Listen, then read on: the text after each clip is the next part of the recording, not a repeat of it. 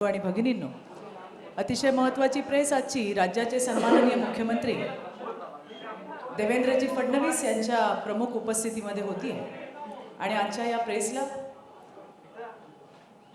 शिवसेनेच्या नेत्या नीलमताई गोरे, राष्ट्रवादीच्या मंत्री आमच्या आदितीताई तटकरे, भारतीय जनता पार्टीचे आमचे सन्माननीय प्रदेशाध्यक्ष रविदादा, शिंदे सेनेच्या खासदार ज्योतिताई वाघमारे, त्याचबरोबरीने मुंबईच्या महापौर रितुताई तावडे, मंत्रिमंडळातील मंत्री महोदय सन्माननीय महोदया मेघनाताई बोर्डीकर आणि त्याचबरोबरीने IMCच्या प्रेसिडेंट सुनीता रामनाथकर हे उपस्थित आहेत.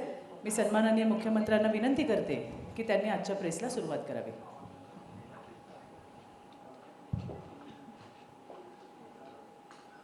सर्वांना नमस्कार. आज अतिशय महत्त्वाच्या विषयावर या ठिकाणी मी बोलतोय. आपल्याला कल्पना आहे की 17 एप्रिल हा दिवस अशी अपेक्षा होती की देशाच्या राजकीय आणि सामाजिक वाटचालीतला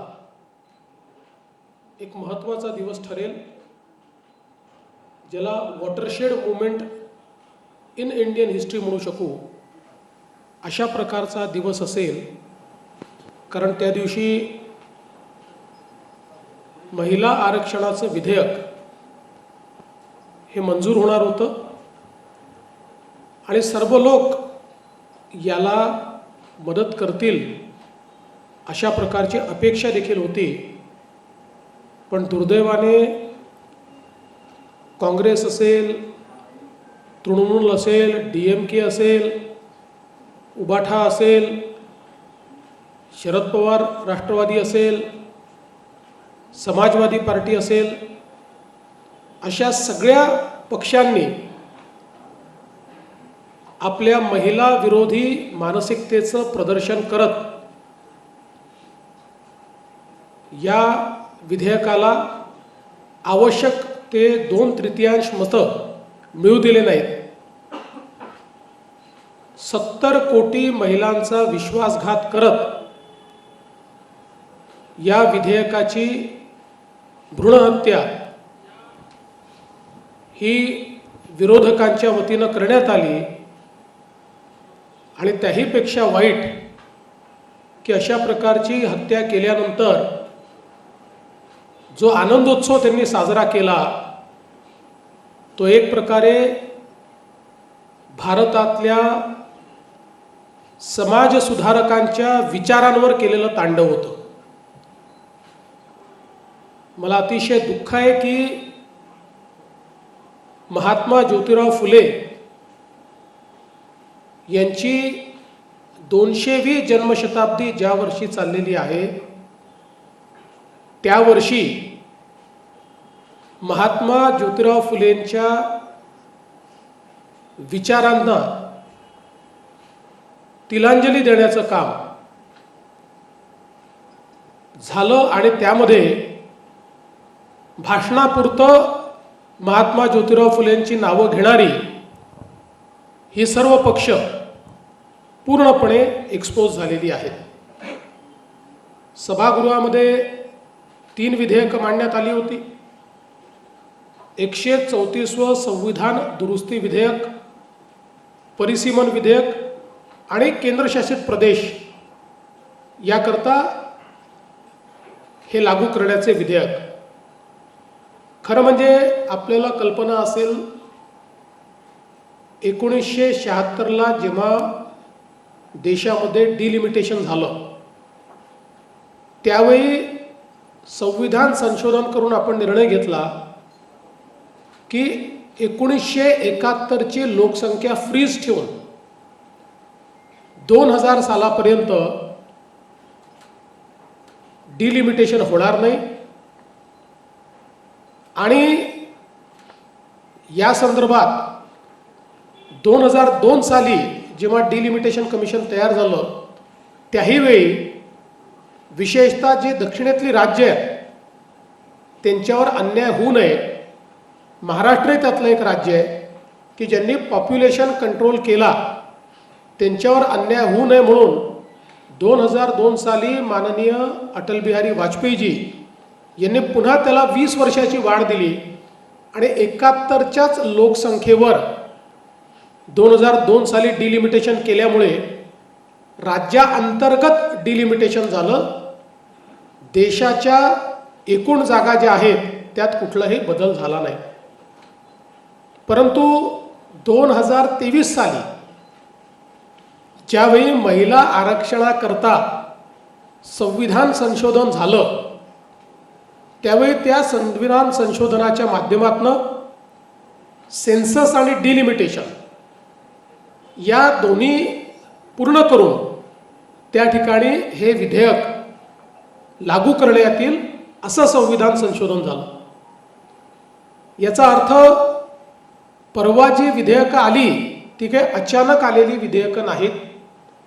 2023च्या संविधान संशोधनाप्रमाणे ती विधेयकं त्या ठिकाणी आलीत. आता यात अंतर काय होतं?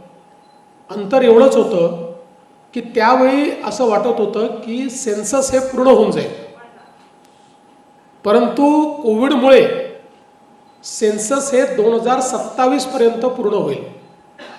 आणि मागचा अनुभव पाहता 2002ला सुरू झालेली डिलिमिटेशनची ॲक्टिव्हिटी 2008 साली संपली. त्यामुळे 2027ला डिलिमिटेशनची ॲक्टिव्हिटी ही जर त्या ठिकाणी 27 म्हणजे ती 28ला सुरू होईल, कारण सगळी आकडेवारी फायनल होतपर्यंत 28 उजाडेल, तर ते 2029ला कधीच लागू होऊ शकणार नाही.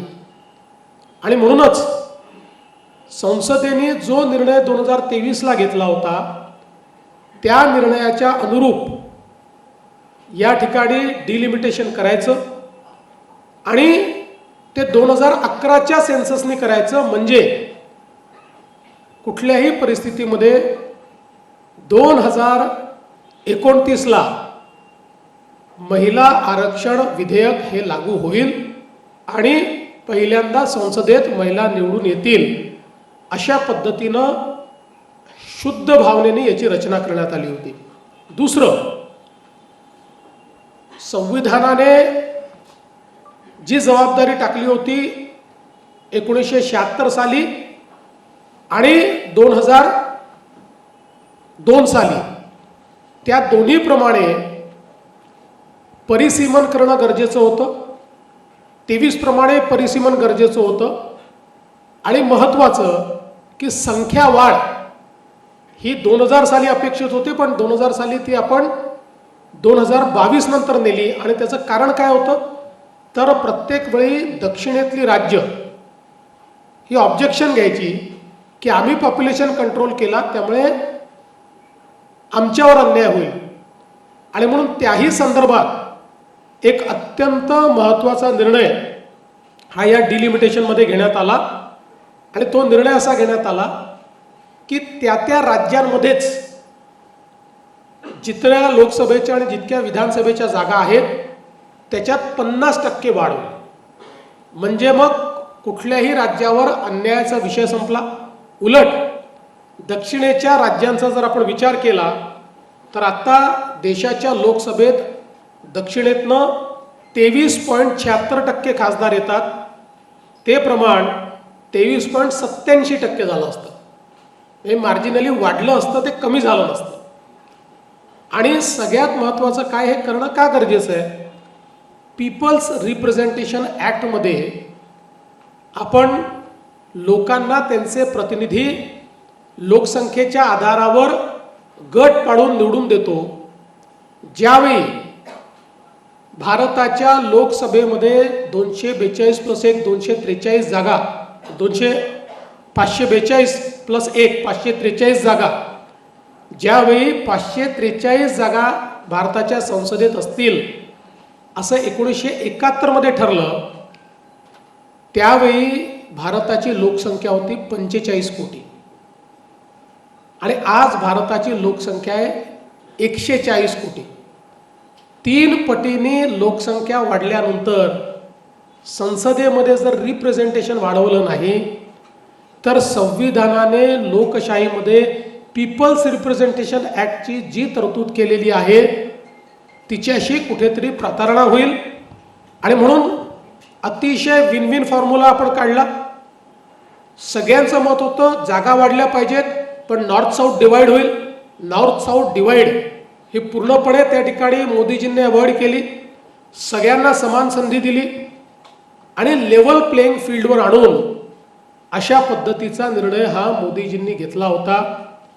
पण 2023 साली ज्या लोकांनी याला समर्थन दिलं की डिलिमिटेशन हे सेन्सस नंतर होईल, डिलिमिटेशन हे कशा पद्धती महिला आरक्षण विधेयक हे डिलिमिटेशन आणि सेन्सस प्रमाणे लागू होईल, त्याच लोकांनी हे लक्षात आल्याबरोबर की आता एनडीएकडे 2/3 मेजॉरिटी नाही आहे, सरड्यासारखा रंग बदलला, आपले खरे दात बाहेर काढले आणि या विधेयकाच्या विरोधात मतदान केल्यामुळे विधेयकाच्या बाजूने 298 आणि विरोधात 231 मतं पडली.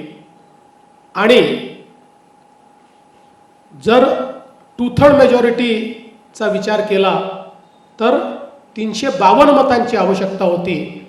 त्यामुळे मेजॉरिटी मिळाली पण 2/3 मेजॉरिटी मिळाली नाही आणि हे विधेयक या ठिकाणी मंजूर होऊ शकलेलं नाही. याचा परिणाम काय आहे? याचा परिणाम असा आहे की लोकशाहीमध्ये महिलांच्या सहभागितेचा मृत्यू झालेला आहे, त्याची हत्या झालेली आहे आणि त्याचे हत्यारे हे सगळे विरोधी पक्ष आहेत की ज्यांनी या सर्व आमच्या नारी शक्तीचा मोठा अपमान केला आहे. विशेषतः जगातल्या अनेक लोकशाहीमध्ये ज्यावेळी मोठ्या प्रमाणात महिलांची सहभागिता वाढते त्याचवेळी भारतामध्ये मात्र ती वाढू नये असा प्रयत्न करणं, विधानसभा आणि लोकसभांनी स्थानिक स्वराज्य संस्थेमध्ये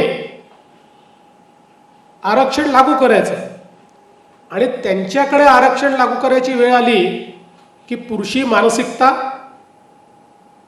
रिग्रेसिव्ह मानसिकता ही समोर आणत दरवेळी ते हाणून पाडायचं. यावेळेसही त्यांनी ते हाणून पाडलेलं आहे. यांना महिलांना आरक्षण द्यायचंच नाही आहे, कसंही करून त्यांना विरोध करायचा आहे. आणि याचा दुसरा परिणाम काय झाला? केवळ महिला नाही तर ज्यावेळी या जागा वाढल्या असत्या त्यावेळी अनुसूचित जाती आणि अनुसूचित जमातीच्या जागा देखील वाढल्या असत्या. त्याही जागा हे विधेयक नामंजूर झाल्यामुळे आमच्या अनुसूचित जाती अनुसूचित जमातीच्या जागा आणि प्लस अनुसूचित जाती अनुसूचित जमातीच्या महिलांच्या जागा याच्यावर देखील एक मोठी कुऱ्हाड या लोकांनी घातलेली आहे. आपण विचार केला तर अगदी संसदेचा विचार केला तर आज आपल्या संसदेत 73 महिला आहेत, त्याच्याऐवजी 273 महिला या आपल्या संसदेमध्ये गेल्या असत्या. पण निश्चितपणे हे जे काही काम यांनी केलेलं आहे हे अत्यंत चुकीचं आहे आणि ही नेहमीच काँग्रेस आणि त्यांच्या साथीदारांची ही नेहमीच प्रवृत्ती राहिलेली आहे. आपण बघितलं तर सातत्याने यांनी महिला विरोधी धोरणं घेतली.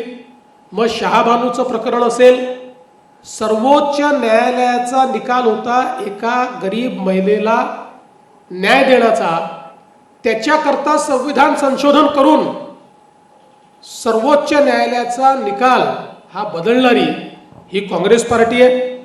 आणि खऱ्या अर्थानं जर आपण बघितलं तर मोठ्या प्रमाणात या ठिकाणी जे काही हे कार्य त्यांनी केलेलं आहे. आणि आपण बघितलं असेल सरकारची तयारी किती होती. ते म्हणतात विरोधकांना सोबत घेतलं नाही. विरोधकांनी जेव्हा काही मुद्दे उपस्थित केले की हे मुद्दे या बिलामध्ये नाहीत, त्यांना वाटलं सरकार आडमुठी भूमिका घेईल. गृहमंत्री मोदयांनी सांगितलं मी 1 तासामध्ये ते अमेंडमेंट्स करून आणले, तुम्ही पाठिंबा द्या.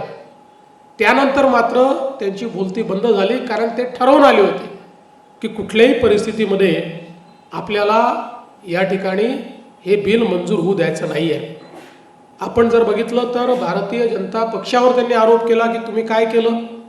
मला सांगताना आनंद वाटतो, राजस्थानच्या पहिल्या महिला मुख्यमंत्री वसुंधरा राजे, मध्य प्रदेशच्या पहिल्या महिला मुख्यमंत्री उमा भारती, दिल्लीच्या पहिल्या महिला मुख्यमंत्री सुषमा स्वराज, गुजरातमध्ये पहिल्या महिला मुख्यमंत्री आनंदीबेन पटेल या भारतीय जनता पक्षाच्या काळात झालेल्या आहेत, त्या भारतीय जनता पक्षाच्या नेत्या होत्या.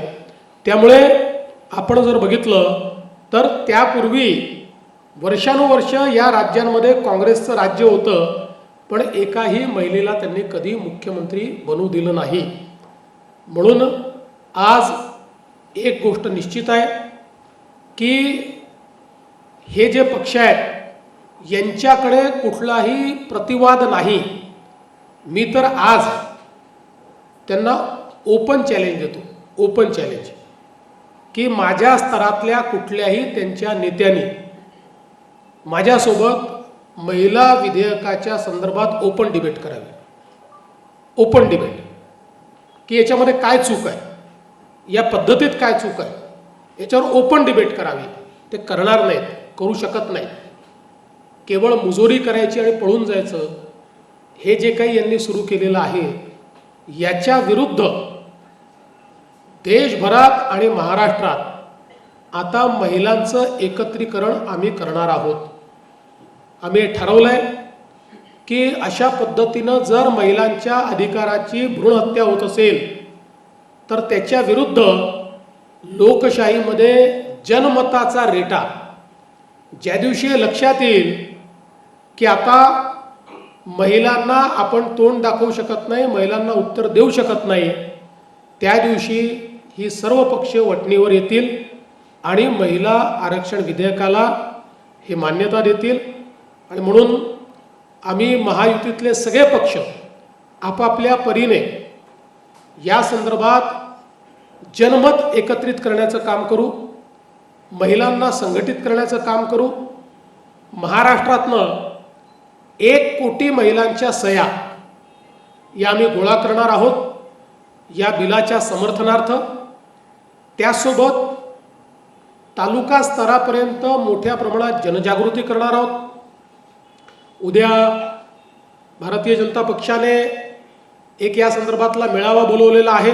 आमच्या मित्रांना देखील आम्ही तिथे निमंत्रित करू.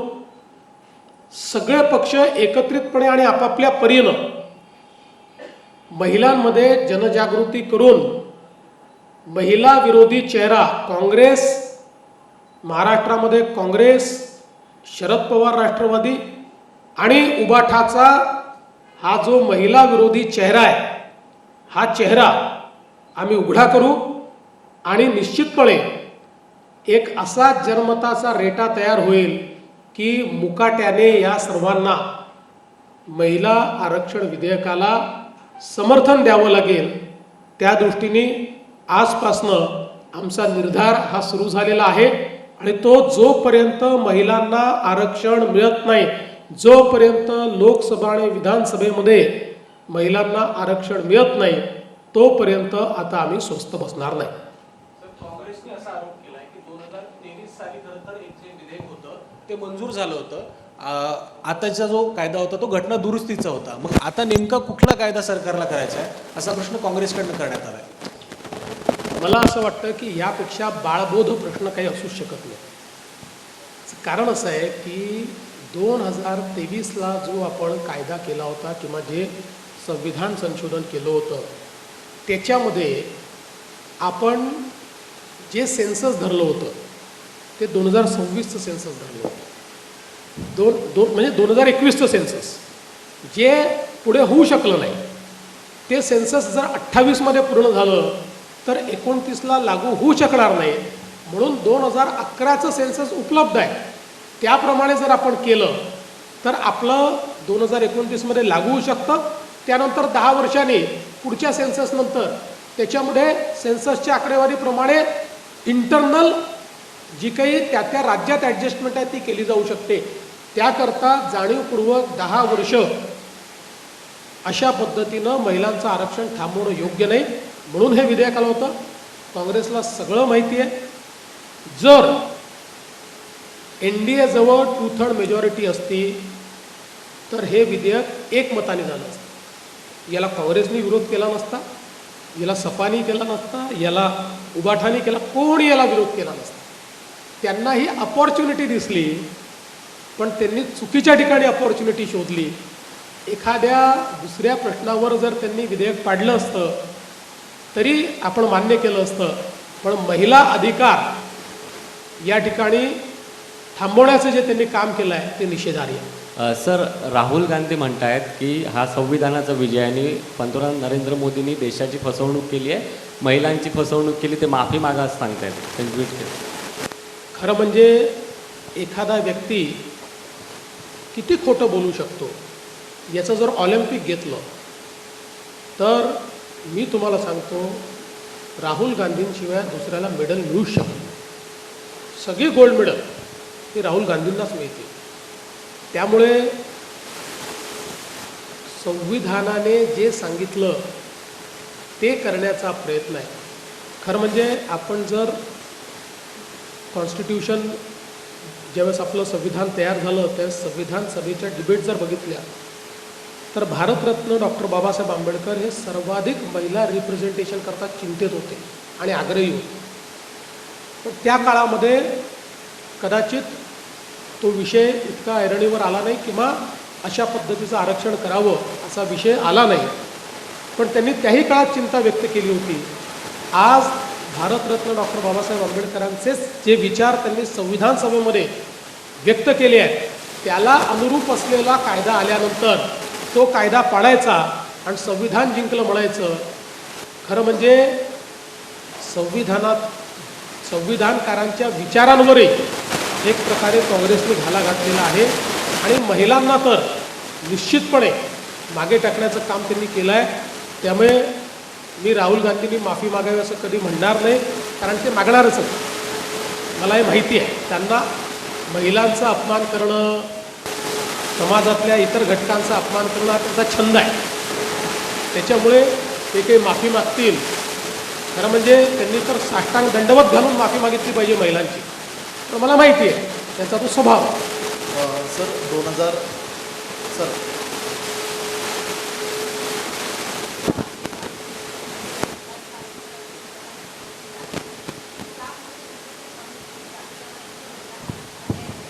मग जर 45 कोटी आधीची संख्या होती आणि 2011च्या सेन्सेसनुसार जर आरक्षण द्यायचं होतं, मग वंचितांची किंवा एकूणच OBC किंवा SC ST यांचं रिप्रेझेंटेटिव्ह नेमकं लोकसभेमध्ये कसं गेलं असतं किंवा विधानसभेत कसं गेलं असतं? ते असं गेलं असतं की 2011ची जी लोकसंख्या आहे ती लोकसंख्या इंटरस्टेट, जसं 2002 साली आपण केलं की महाराष्ट्रामध्ये विधानसभेच्या जागा 288 ठेवल्या, पण त्याच्यामध्ये जिथे लोकसंख्या वाढली आहे तिथल्या जागा वाढल्या.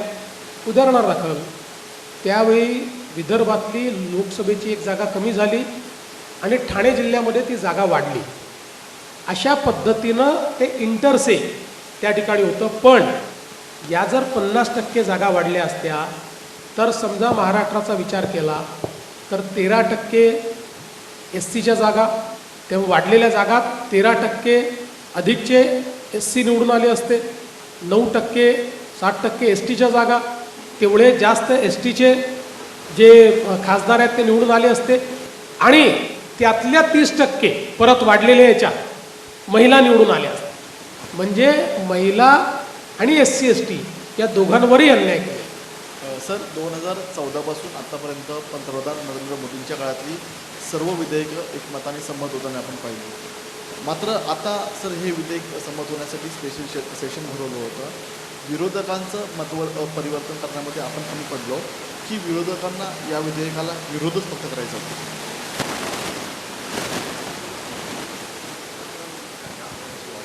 आणि ह्या सगळ्या गोष्टी होत असताना मुद्दाम ही उठाठेव केली गेली 5 राज्यांचे इलेक्शन पाहून, असं विरोधकांचा सूर काल सगळ्या प्रतिक्रिया दिसत होत्या त्यात दिसत होत्या. असं आहे की आपण जर या विधेयकाचा प्रवास बघितला तर आपल्या लक्षात येईल की यांची मानसिकता नेहमी हीच राहिली. अटलजींनी हे विधेयक 3 वेळा आणण्याचा प्रयत्न केला. या कुठल्याच पक्षांनी अटलजींना समर्थन दिलं नाही. अटलजीचं अल्पमताचं सरकार होतं. त्यानंतर ज्यावेळेस काँग्रेसचं सरकार होतं त्यावेळेस 2 वेळा विधेयक आलं. त्या दोन्ही वेळेस काँग्रेसला हे पारित करायचंच नव्हतं. त्यांनी राज्यसभेत पारित केलं, लोकसभेत आणलंच नाही.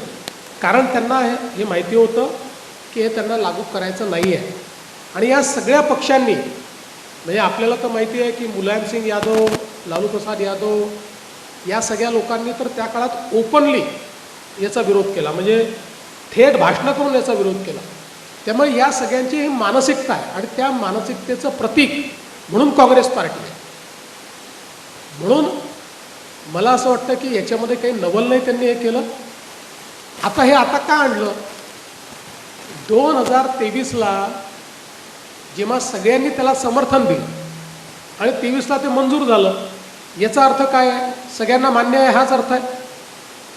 त्या अर्थाप्रमाणेच हे विधेयक आणलं होतं. त्यामुळे विश्वासात घेतलं नाही किंवा विरोधकांची भूमिका माहीत नव्हती का? अरे विरोधकांची भूमिका अशी बदलेल, विरोधक अशा पद्धतीनं त्या ठिकाणी एकदम उलटी भूमिका घेतील, डोकं खालील पायवर होतील असं माहीत नाही. सर त्याच्यामध्ये सर प्रियंका गांधींनी एक आरोप केलाय.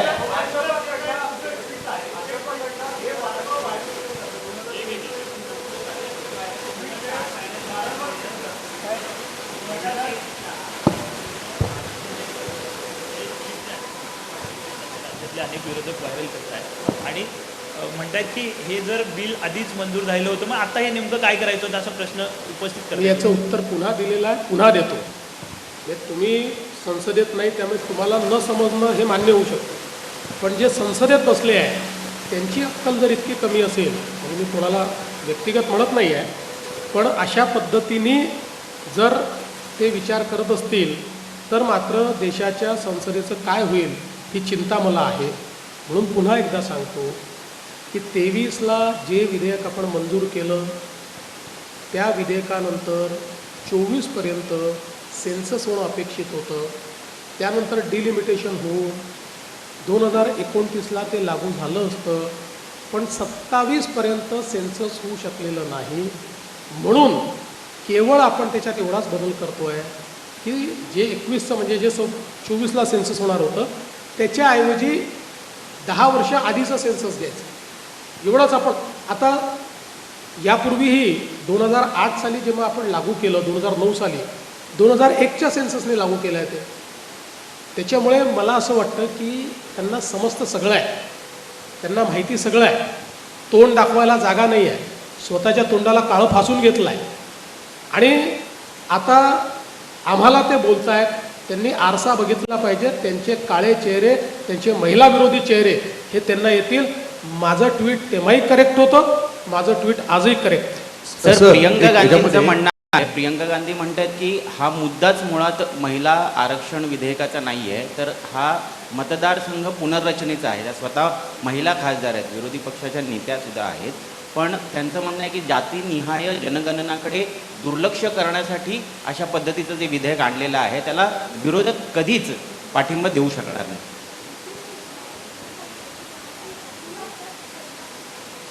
पहिली गोष्ट, मी प्रियंका गांधींना दोष देणार नाही.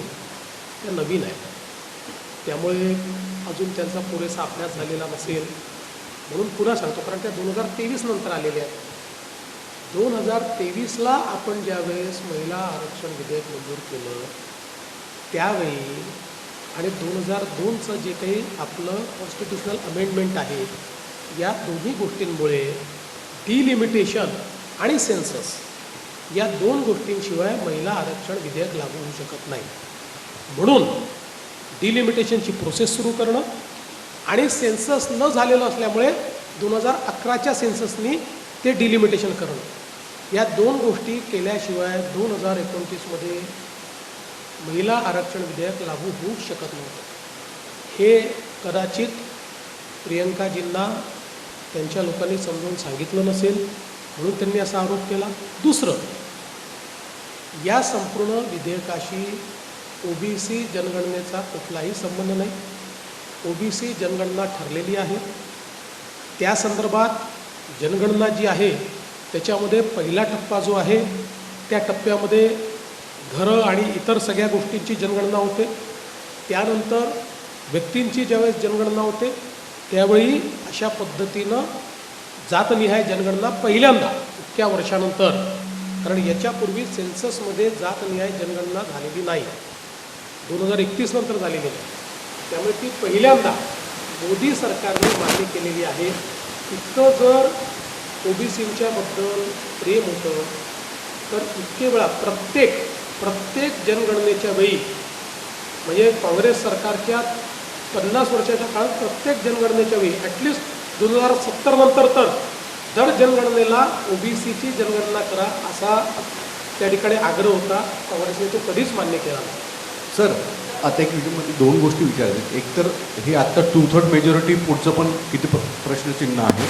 अशा परिस्थितीमध्ये 2031च्या आधीच्या लोकसभेला काय होईल आणि जर करायचं असेल तर काय करावं लागेल. दुसरा मुद्दा, प्रादेशिक पक्ष जे आहेत त्यांचा असा सूर आहे, म्हणजे साऊथमधले असतील किंवा महाराष्ट्रातला जर मनसेसारखा विचार करायचा असेल, उबाटासारखा विचार करायचा असेल, त्यांचं स्पष्ट मत आलं की हिंदी काऊ बेल्टमध्ये हे मतदारसंघ अधिक वाढवण्याचा अजेंडा होता आणि प्रादेशिक भाषा असणारे पक्ष असतील तिथे तिथल्या पक्षांना संपवणं हा एक अजेंडा होता. मला एक सांगा की जर सगळ्या राज्यांमध्ये सारख्याच जागा वाढत आहेत, समजा उत्तर प्रदेशामध्ये 50% वाढतात तर महाराष्ट्रातही वाढत आहेत. तुम्ही तर महाराष्ट्राचे पक्ष आहात ना, त्यामुळे आज जेवढं पर्सेंटेज तुम्हाला इथे आहे तेवढंच पर्सेंटेज तुम्हाला मिळत आहे. कुठेही असं तर होत नाही आहे की यूपीच्या आणि बिहारच्या जागा वाढतात पण महाराष्ट्रात वाढत नाही आहेत. महाराष्ट्रातले तेवढ्याच वाढत आहेत. त्यामुळे मुळामध्ये वेगवेगळी कारणं शोधण्याचा प्रयत्न आहे. महिला विरोधी लोकांचा कारण शोधण्याचा प्रयत्न आहे. तुम्हाला मी सांगतो 2029ला हे लागू होईल. त्याकरता महिला या सगळ्या पक्षांना वटणीवर आहे. सर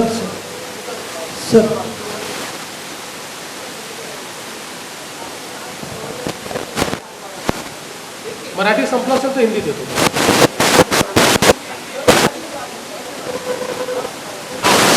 सर मराठी सवाल कभी खत्म नहीं होंगे सर, हम लोग पीछे हो जाते हैं. एक मिनिट, एक आखरी चलो, एक शेवटचा.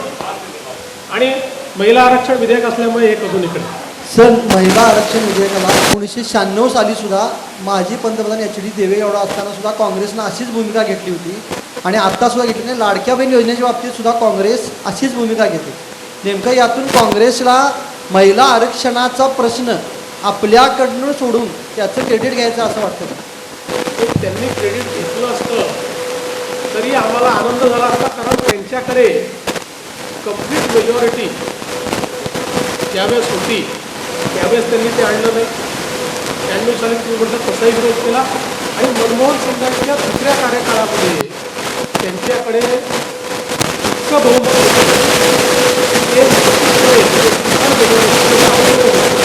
तेव्हाही त्यांनी ते आणलं नाही. आणि तुम्ही सांगितलं ते खरं आहे, लाडकी बहीण योजना आम्ही आणली तर काँग्रेस पक्षाचे नेतेच हायकोर्टमध्ये गेले होते ही योजना स्क्रॅप करा. हे महिला विरोधीच आहेत. तर एक इथं आम्हाला प्रतिनिधित्व दिसतं आहे. 80% महिला आहेत मंचावर. आता येत्या काळात विधान परिषदेच्या निवडणुका आहेत किंवा मंत्रिमंडळाचा विस्तारही असेल पुढे, तर त्यामध्ये हे दिसेल का? हा जनमताचा रेटा तर होणारच आहे, म्हणजे ते भविष्यात होतच राहील, पण तिथे काही दिसेल का असं? कारण तो जास्त परिणामकारक असतो. आता 2 आपण बघितलं असेल, आता आम्ही राज्यसभेवरही महिलेला पाठवलं, आदिवासी महिलेला पाठवलं. की राष्ट्रपती महिला काय महाराष्ट्रामध्ये तर सगळ्या प्रमुख पदावर आम्ही महिला, मला ते सांगायचं नाही. मला आपल्याला हे लक्षात आणून द्यायचं आहे की जर राजकीय पक्षांनी महिलांना प्रतिनिधित्व दिलं तरी बिल आणण्याची आवश्यकता होती. मानावंच लागलं नसतं. पण ते दिलं जात नाही आहे. द्यायचं वेगळ्या पद्धतीने समजा व्यक्ती उभा केला तर अडचणी निर्माण होतात आणि म्हणून राजकीय पक्ष हे स्वतःहून अपेक्षित आहे, सगळ्या पक्षांकडे अपेक्षित आहे, पण ते झालं नाही आजपर्यंत. म्हणूनच आपण आरक्षणाचं विधेयक काढलेलं आहे.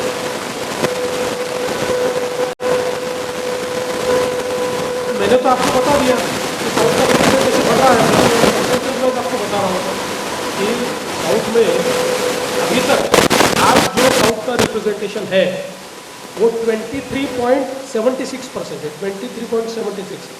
इस बिल से वो 23.87 हो, 76 से 87 हो. इसलिए सबको पता है ये महिला विरोधी है, इसलिए ये लोग इस प्रकार से काम करते हैं.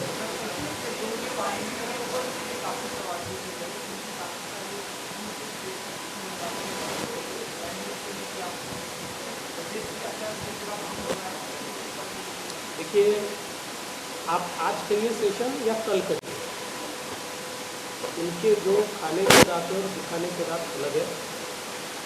ये दिखावा करते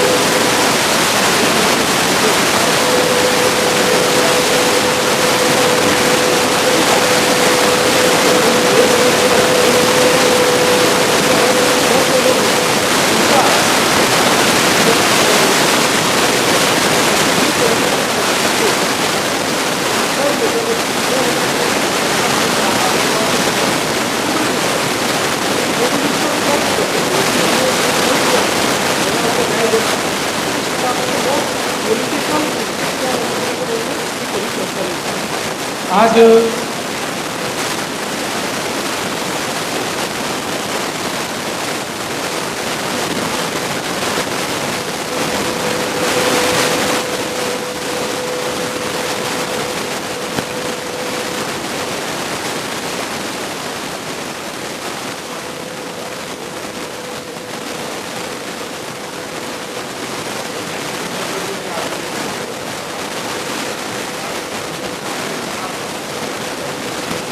पहिला प्रश्न काय होता इथे?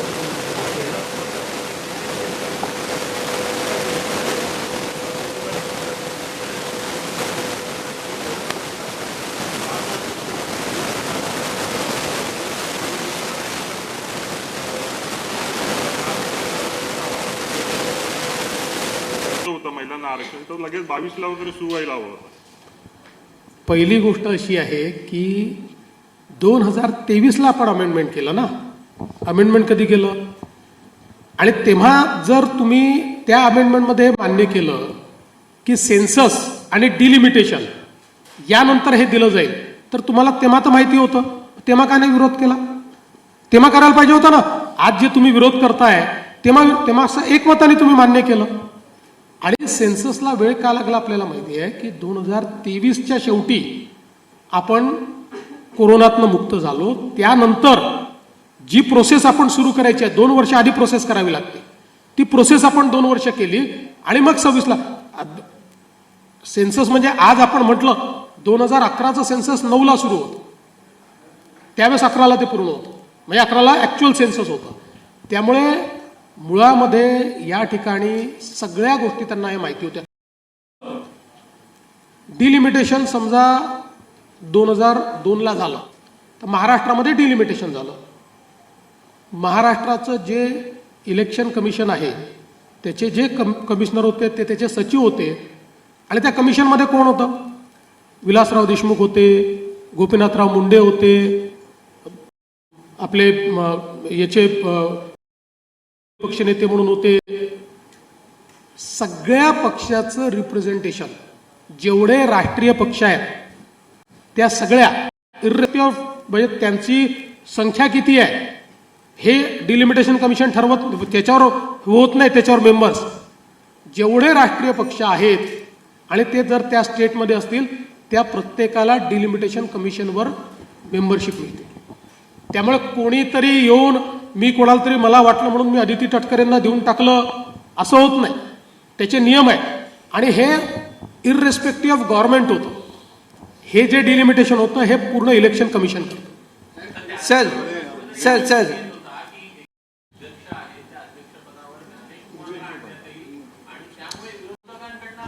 असं आहे की पुन्हा एकदा सांगतो, ही जी अर्बन नक्षल मानसिकता आहे काँग्रेसची, की संवैधानिक पदावर तो आमच्याप्रमाणे वागला तर तो योग्य, आणि जर तो आमच्या मनाप्रमाणे वागला नाही, तो जर नियमाने वागला तर तो अयोग्य.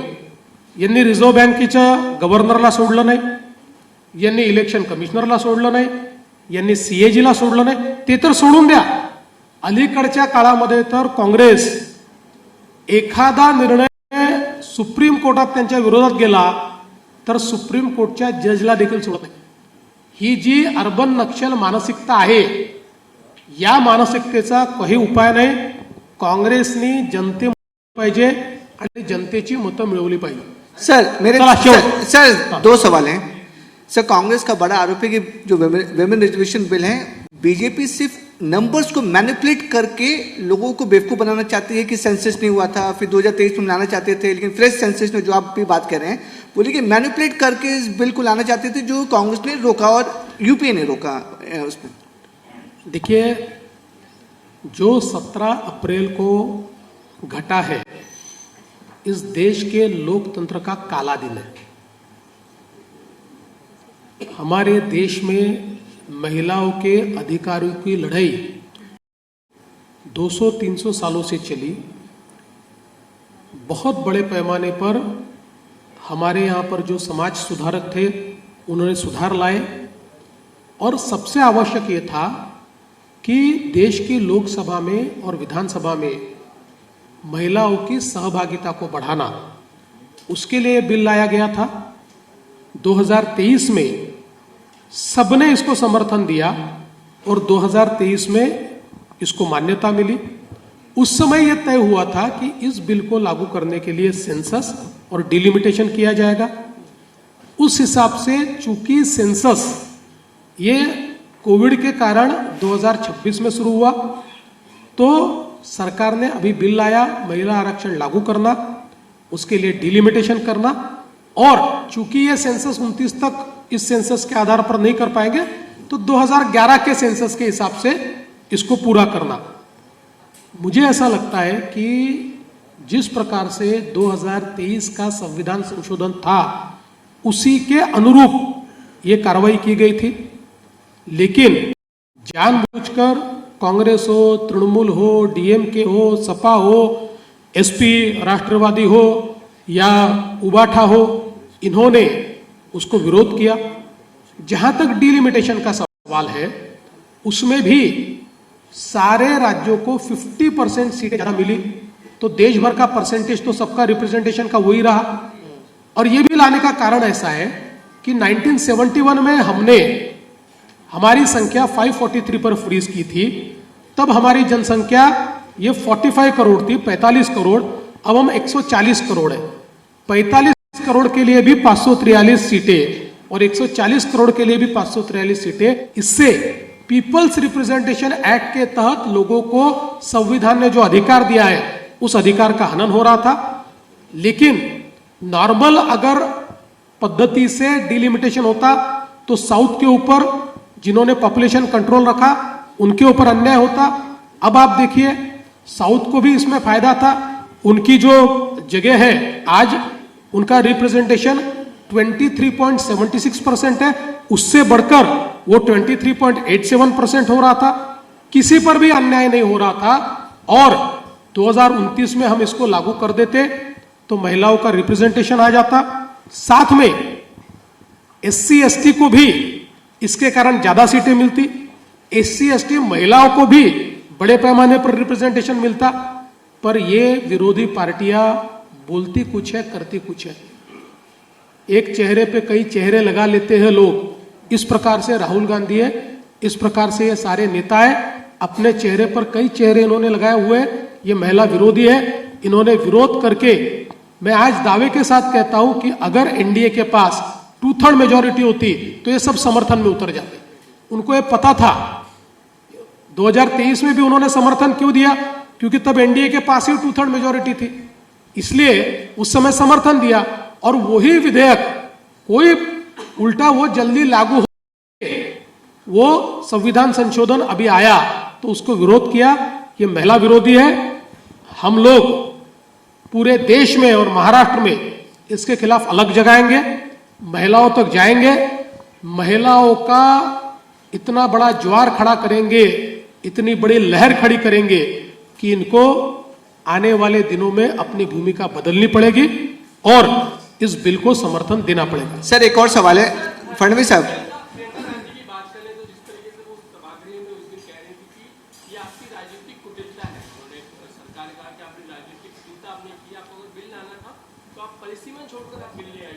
हमेशा कांग्रेस में बाकी पक्ष यही नैरेटिव सेट करने की कोशिश कर रहे हैं कि परिसीमन को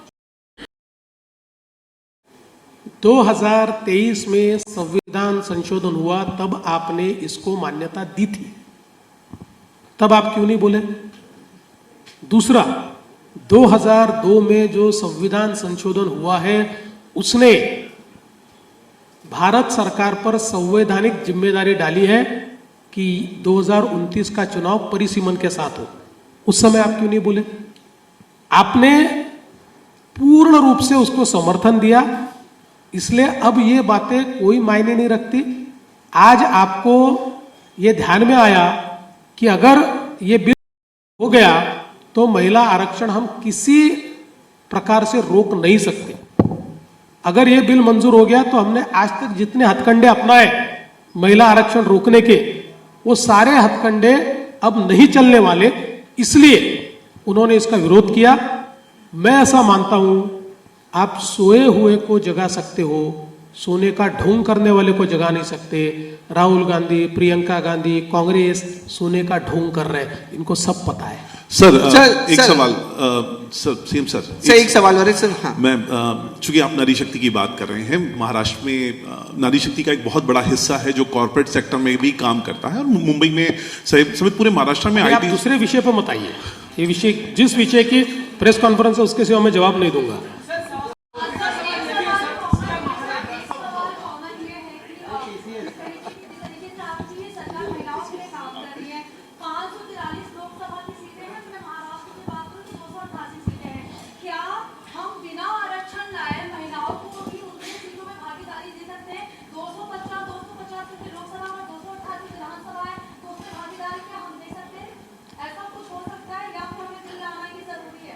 बहन जी, अगर ये हो जाता तो बिल क्यों लाया जाता? आज तक अगर ये होता तो बिल क्यों लाया जाता? आप देखिए, SC ST को हमने रिजर्वेशन दिया। आप किसी भी नेता को पूछिए, किसी भी दल को पूछिए, तो यही कहेगा कि SC ST का जो उनको एक प्रकार से भागीदारी मिलनी चाहिए।